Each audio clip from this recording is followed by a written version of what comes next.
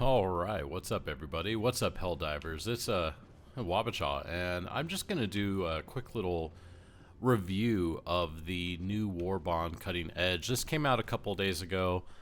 Um, I'm just gonna go ahead and put my review out about it right now. Kind of just overall, it's mostly gonna focus on the weapons, and well, that's pretty much all it's gonna focus on because yeah, a lot of his stuff is just cosmetic. I mean, if I'm to be completely honest, I think I think these victory poses are a little womp womp. Like, I would love presentable on the third page to just be like a shoulder brush. I think that'd be really nice, but this whole presentable thing, like, it doesn't really translate very well on this model, in my opinion. The armors, the armors look okay. I do really like the look of this armor right here. But, it has the electrical conduit passive, so it's reducing the arc damage. I'm sure there's going to be more use for it in the future. I know a lot of people will be like, oh, well, that means you can stand close to your Tesla tower. Well, you don't ever really need to, though. That's the point of a Tesla tower. Like, it's an area denial sort of ability. And it's still not even really that good.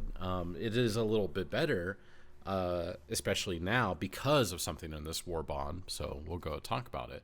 But yeah, the armors, they're okay. The passive, whatever. It'd be nice if we could get the ability to switch passives on armors, or we could just pick the armor and then pick the passive. That'd be nice. I'd imagine one day it'll happen, but maybe it won't. It's perfectly fine. Well, let's talk about the weapons. So you have the LAS-16, the Sickle. This is going to be, energy-based laser rifle. You have the stun grenade. You have the plasma punisher right here. And then you have the arc blitzer, which is arc shotgun. Okay, so we'll go and start with this. The arc shotgun, I have played with it a little bit. It's mid. It's not really that good. Things have to be relatively close to you. You don't ever really want to be that close to things, so where it has any of its power, where it's good, that's not a good situation for you to be in. And then when things are close to you, you need something that fires faster than once every 2 seconds. The fact that it is unlimited ammo is nice, but frankly, I don't really see any time you'd use this in the future. The LAS-7 dagger, this thing just doesn't do damage. It activates pretty quickly for a laser weapon, and I think it's pretty easy to handle and manipulate. However, it just doesn't do any damage. Now, to be fair, if it did more damage, it would be busted. But yeah, it's not really that good. The Punisher Plasma is actually okay. Not gonna lie, this is actually okay. I could see someone really liking this if it fit their play style. Doesn't necessarily work for me. The one downside that I see with this is, like, it does deal explosive damage, but it doesn't plug bug nests, doesn't plug holes, and that kind of sucks. The damage is a little bit on the lower end too, and it's actually pretty easy to kill yourself with this. So, but I could see someone enjoying it, to be completely honest, and I could see it being like a decent weapon in the right hands. This is okay. All right. And then the next weapon, well, it's the Sickle, the LAS-16 Sickle. This is going to be essentially my new primary. It's really good. It doesn't deal as much damage on an individual shot as, like, the Breaker. The Breaker I did really, really like. However, I do like the ability that this has to engage at a longer range with the scope. So I do actually use the scope quite a bit. And it's really accurate. It's easy to use. It has a pretty long, well, not long, but, like, if you were to equate the energy, the battery and the overheating, if you were to equate that to a magazine, it has a pretty large magazine. So this paired with the Redeemer works really, really well. And, you could kill quite a bit. It's definitely much better in the situations where things are closer to you. And if you switch off between this and the Redeemer, you could almost like fire nonstop through like, I don't know. You could do it for a long time, for a few minutes. This is really, really good. I really like this. I like the way it handles. I like the long range aspect of it. It's very accurate. It's easy to use. The downsides that it does have is like it's going to be affected by your hotter planets and things like that. But on colder planets, I don't really notice too much of a difference between the two, to be completely honest. But yeah, really like it. I guess the only thing that is a little weird about this is like there is a pretty considerable wind-up time whenever you start using it. So that is something to get used to, and you will. Like, I did find myself into these situations where when I had to turn suddenly, I would turn to go shoot, but then it wouldn't shoot. So now I start activating the gun before I even turn. So it's just things like that, just like knowing when you're going to use it. But again, like going through its the scope that it has on it and actually using it at a longer range, and you have some other like cool opportunities with it too. But it's really, really good. It's essentially going to be my new primary, unless unless the mission that I'm going to be on like really dictates something different. And I haven't really encountered that quite yet, that a mission would be impacted by my primary weapon that much. So that's going to be the Sickle. Of the guns, of the weapons that are in this cutting edge war bonds, this is the best one. But notice I'm not mentioning something: the stun grenade. So a stun grenade is fantastic. I absolutely love this item. The only problem is you are trading you're trading quite a bit of utility with the stun grenade for completely different utility. Mob control is something that is very, very good. We don't really see it very often. Like, you kind of see it with EMS mortar sentries, but you don't see it on demand the way that this provides. So you are trading out your ability to deal with certain threats and clear like nests and the bot outposts and things like that, the bug holes and the bot outposts. You're trading the ability to deal with that and some of the bigger threats from either the Terminids or the automatons for your ability to control mobs. Now, this stuns everything, and for a considerably long time. The downsides of it are, one, if you are playing with randoms, like if you're doing quick play, not to say that this isn't as good, but I think the stun grenade works really, really well in like a not necessarily a proper but squad setting, but it works really well when the people you play with know that you're using them and will utilize your utility role in that sense.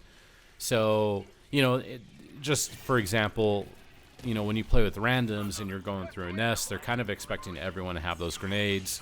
They're expecting everyone to have grenades so they could kill nests, so they leave you there, and like you have to change your loadout so you have some opportunity to clear those things if needed. Especially if you are playing through quick play and playing alone. If you're playing with a squad, this is less of an issue.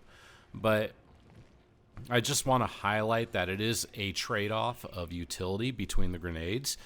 But the utility this offers, again, just completely different, but very, very good. It's very good for keeping a a bile tie-in in place. It's good for stopping chargers. It's good for getting out of bad situations. If you are surrounded by hunters or you're about to get surrounded by hunters, you could drop this and you could dive out, and you could, most of the time, you could avoid the stun, and you could get yourself in a situation of safety.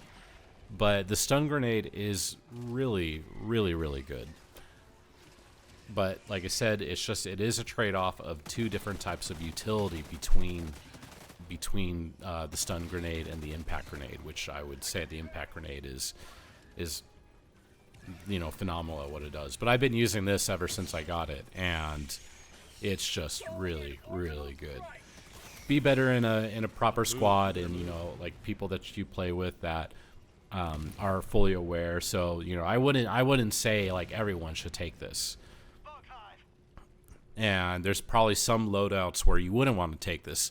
Note what I mentioned earlier about the Tesla tower and this armor that reduces the damage, which it does reduce the damage, but a Tesla tower, I think it could still kill you. I did check it. Like, it won't just straight up kill you, but it will still deal a little bit of damage to you, and it staggers you. So I did play it, and I did stand next to my Tesla tower with this armor, and it did stagger me. I don't know if that's like a real thing in this game, or if it was just like the jerkiness of my camera for the moment that it dealt damage to me, but it wasn't that much. It was like less than 10% of my health. But given the situation, a Tesla tower and like an arc thrower will still kill you with this armor if you're low health. But the thing about the stun grenade is it's a great way to protect turrets.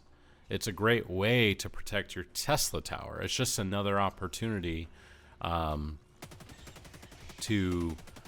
have the utility of stopping a bunch of threats to your turrets without dealing any damage to the turrets. And that's something that is definitely a little bit more on the frustrating side, that you kill your own turrets. But this gives you a tool that you could use in a very flexible way. You could protect your turrets. You could protect a Tesla tower.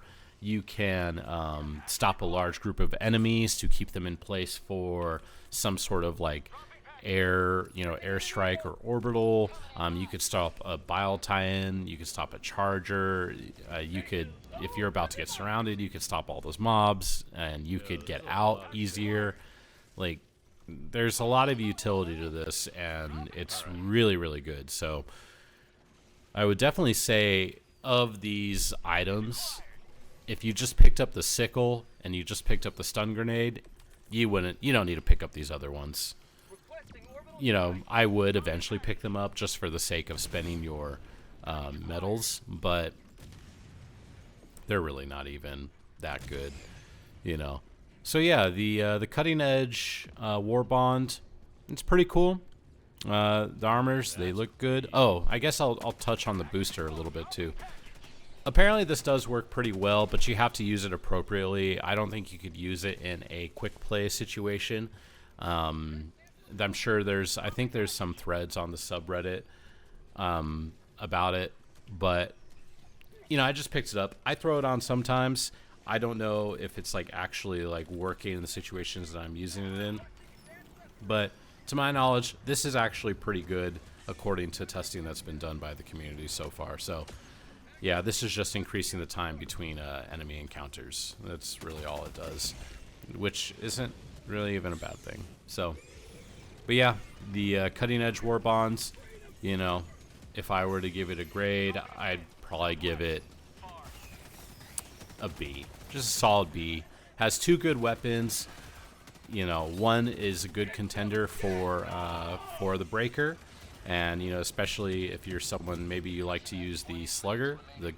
The sickle is very, very good. It gives you a lot of ammo. Essentially, you could just constantly shoot with it if you use it properly. Stun grenade, fantastic. A big trade-off in the type of utility that you have, but very, very good. And then, the Punisher Plasma in the right hands, if you like the play style, I could see this being all right. The dagger, Womp womp. Big womp womp. This thing, it just doesn't deal enough damage. And then the Blitzer, you know, like I said, like, it only fires once every 2 seconds when things are really close to you, which is when this is the ideal, that's the ideal situation for this. It's not really, not really going to save you. So that's my review of the Cutting Edge Warbond. And I look forward to the next one. Oh, look, my game's bugged right now, and it's giving me the invisible model bug. I look forward to the next Warbonds, kind of see what we have coming up. There's been some teasers for it, I believe, in the subreddit. And yeah. Oh, also, I saw flying bugs. It's confirmed. I'm just saying out there. It was in a game of mine.